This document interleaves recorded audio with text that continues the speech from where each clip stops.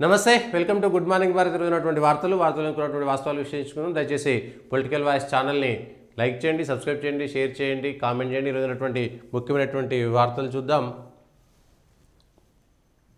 Budget నిన్న ప్రవేశపెట్టినటువంటి కేంద్ర బడ్జెట్ పైన మొత్తం ఇవాళ అన్ని పత్రికల్లోనూ ప్రధానంగా అదే ఉంది. మిగిలిన వార్తల కంటే కూడా మేడం సర్ప్రైజ్, వేతన జీవులకు పన్ను బొనాంజా 12.75 లక్షల వరకు ఐటీ లేదు, కోటి మందికి ఊరట, కేంద్రానికి దగ్గరున్న 1,00,000 కోట్ల ఆదాయం, వృద్ధి రేటు పెంచడమే ధ్యేయంగా వ్యూహం, కోటి మంది గిగ్ వర్కర్లకు సామాజిక బీమా, కిసాన్ కార్డు రుణాలు 5 లక్షలకు పెంపు, ధనధాన్య మిషన్ సహా 6 కొత్త పథకాలు, ఢిల్లీ బీహార్ ఎన్నికల లక్ష్యంగా పలు నిర్ణయాలు, ఔత్సాహిక పారిశ్రామికవేత్తలకు 2 కోట్ల రుణం, బీమా రంగంలో ఎఫ్డీఐలు 100% పెంపు, 5 ఏళ్లలో కొత్తగా 75,000 మెడికల్ సీట్లు, క్యాన్సర్ చికిత్సకు ప్రతి జిల్లాలో డే కేర్, 10 లక్షల దాకా విద్యా రుణాలపై నో టీసీఎస్, ప్రభుత్వ స్కూళ్లకు అటల్ ల్యాబ్స్, బ్రాడ్బ్యాండ్, వృద్ధులకు వడ్డీలు, అద్దెలపై టీడీఎస్ ఊరట, రాష్ట్రాల్లో మౌలిక సదుపాయాల కల్పనకు 1,50,000 కోట్ల వడ్డీ రహిత రుణాలు, లోక్సభ బడ్జెట్ ప్రవేశపెట్టిన ఆర్థిక మంత్రి.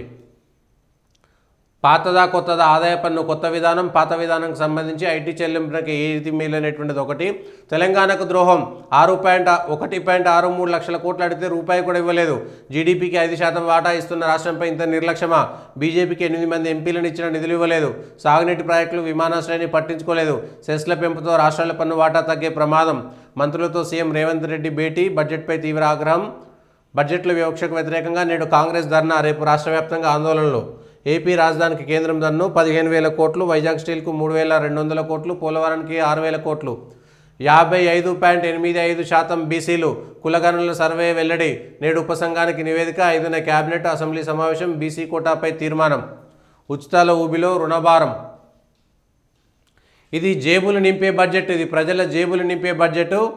పన్ను మినహాయింపులతో మధ్యతరగతికి ఉద్యోగులకు పెద్ద ఎత్తున ప్రయోజనం చేకూరుతుంది, పొదుపు పెట్టుబడులు పెరుగుతాయి, వినియోగం వృద్ధి సాధ్యమవుతాయి, బడ్జెట్ ద్వారా వికసిత్ భారత్ వైపు దృఢంగా అడుగులు పడినట్లే. ఇది నరేంద్ర మోడీ వ్యాఖ్య. ఈనాడులో వికసిత భారత్ లక్ష్యం, వృద్ధికి ఊతం, స్వల్పకాలిక దీర్ఘకాల లక్ష్యాల దిశలో కేంద్ర బడ్జెట్, తొలిసారి 50 లక్షల కోట్లు దాటిన నిర్మలమ్మ పద్దు, పరిమితుల మధ్యనే అందరినీ మెప్పించే యత్నం, 60 ఏళ్లు దాటిన వారికి బ్యాంకు వడ్డీపై పన్ను మినహాయింపు, ఎన్నికలు జరగబోయే బీహార్కు పెద్దపీట, వేతన జీవులకు ఐటీ పార్టీ, 12 లక్షల వరకు ఆదాయ పన్ను లేదు, 75,000 ప్రామాణిక తగ్గింపు లభిస్తుంది, 2025-26 ఆర్థిక సంవత్సరం నుంచి వర్తింపు, 140 కోట్ల మంది ప్రజలు ఆశలు నెరవేర్చే పద్దు అని ప్రధాని మోదీ అన్నారు. తెలంగాణపై తీవ్ర వివక్ష, ఉప ముఖ్యమంత్రి బట్టి మండిపాటు, భాజపాను రాష్ట్ర ప్రజలు క్షమించరు, ఉత్తమ్ శ్రీధర్ బాబు, నిరసనగా నేడు పీసీసీ ధర్నాలు.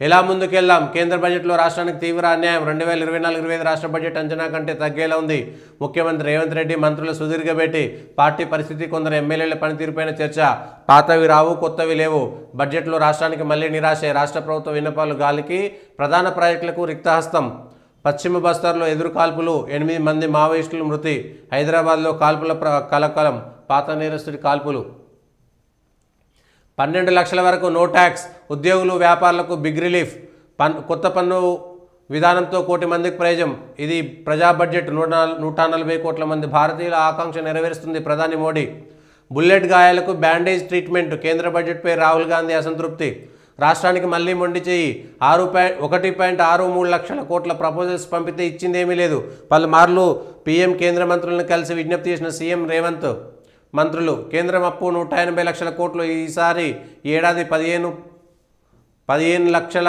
కోట్లు పెరిగేటువంటి ఛాన్స్, ఛత్తీస్గఢ్లో భారీ ఎన్కౌంటర్, 5న కేబినెట్ ముందుకి కులగణన రిపోర్టు, వేతన జీవే లక్కీ భాస్కర్, 12.75 లక్షల వరకు పన్ను చెల్లించాల్సిన అవసరం లేదు, కీలక సమస్యల ప్రస్తావన లేకపోయినా ఆదాయ పన్ను బోనాంజా, తన దర్శకత్వ ప్రతిభతో క్లైమాక్స్ సీన్ను అద్భుతంగా ఆవిష్కరించిన మోదీ, ధరలు, నిరుద్యోగం, రూపాయి పతనంపై కట్టుదిట్టమైన చర్యలు లేవు, digital India, startup India, smart సిటీల ప్రస్తావన లేదు, లక్ష్మీ కటాక్షం, బీహార్కే, ఢిల్లీ ఎన్నికలపైన కన్ను,